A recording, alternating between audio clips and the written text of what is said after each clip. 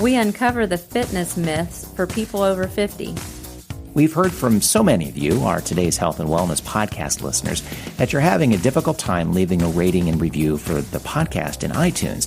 So here's an easy way to do it. Go to www.pleasereviewmypodcast.com/today's health for an easy step-by-step tutorial to follow. That's pleasereviewmypodcast.com/today's health. Now, reviewing and rating our podcast in iTunes helps us in so many ways, but most importantly, we get your feedback on what you like about the podcast. Thanks for being a listener and a subscriber and going to pleasereviewmypodcast.com/today's health. I want to welcome Joel Roble, Director of Sales and Marketing at Ohio Living, Westminster Thurber, to the podcast. Thanks for taking a couple of minutes to talk about the need for physical activity for older adults. Brett, thanks for the opportunity. Encouraging today's retirees to remain healthy by staying active is truly a passion of our organization. If you do an internet search on how important physical activity is for older adults, you could spend all day reading article after article after article. What has Ohio Living been focusing on with your residents to keep them healthy? As we encourage our residents at Ohio Living Westminster Thurber, we've learned the expression variety is the spice of life is so true.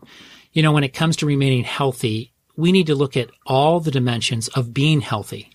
At Ohio Living, we focus on living well by embracing the 5 key dimensions of wellness.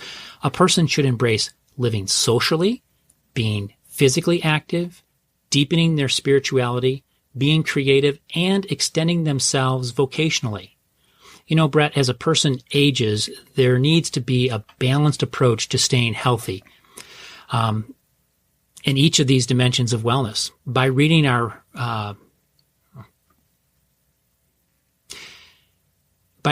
weekly resident life activity calendar, you can see that opportunities abound.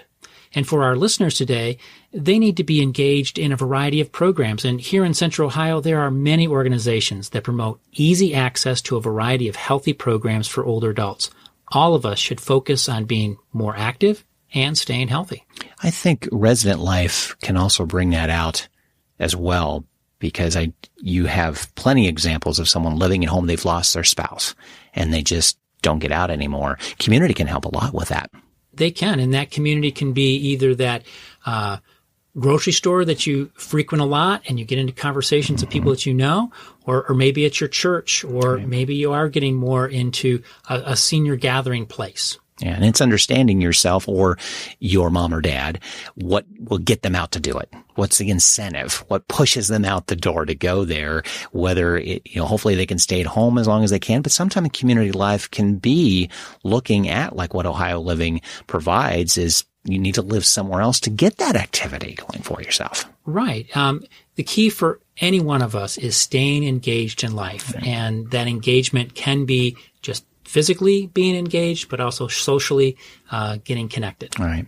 What are some suggestions to consider if you're over 65 to start getting more active, especially in the area of physical activity? Well, Brett, I think a good beginning point is for the person to start with activities that you like to do. Kind of what we just were talking about. Right. I mean, doing things that you like. Greater success can come when you begin to do activities that you're comfortable with rather than starting to do programs or activities you're not really thrilled with. So if the goal is to get more physical activity in your daily life, here's 3 ideas. 1, develop an exercise routine that you can do every day in the comfort of your home. As your day unfolds, truly try to set aside 5 to 10 minutes of intentional physical activity. That routine could include stretching or light weights, or you can use the resistance bands, so you don't need a lot of expensive equipment. And then there are DVDs or internet exercise programs that can get you motivated and help you stay focused. Idea number 2 is when you drive places and you park that car, park just a few parking spaces away from that front door and take those extra steps. It will do your body good. And number 3 is walk. Walking is one of the best physical activities you can do. Walking has many health benefits for your physical health and your emotional health. And when you add in a walking partner, you can improve your social well-being tenfold. Exactly. I was just going to say that the walking part, whether it's a walking partner or you have a pet, Absolutely. walking with the pet, you'll end up talking to the pet more than likely. It doesn't matter the pet doesn't answer. You're at least talking. That's right. And so, walking with your pet also just brings opportunity because a pet attracts other people. And it's amazing how many conversations come along because you have a pet. You probably will suggest as well, maybe before any strenuous physical activity, possibly to talk to your doctor first. Absolutely. Always check with your primary care physician before you bring any exercises.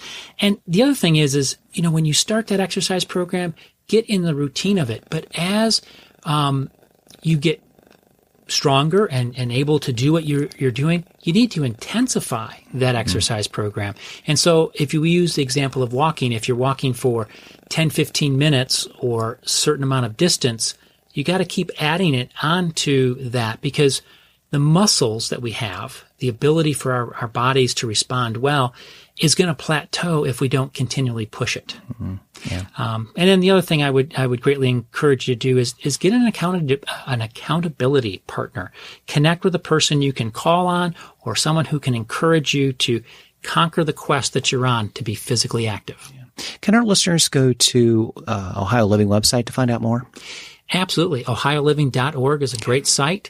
And there we have a lot of content, a lot of information that they could click onto. But also at Ohio Living, there are multiple communities throughout the state. And there's an activity calendar and things that are open to the public. And there's lots of programming that people can come and join and be a part of. Great. Thanks for being part of the podcast. Thanks, Brett. Thanks again for listening to this week's Today's Health and Wellness podcast, brought to you by Central Ohio Health and Wellness Magazine and Today's Health. If you have a health and wellness segment you would like us to cover, send us an email. Our contact information is in the show notes. And if you'd like more information about sponsoring our podcast, like Ashley just mentioned, our contact information is in the podcast notes. We look forward to hearing from you. Circle270media.com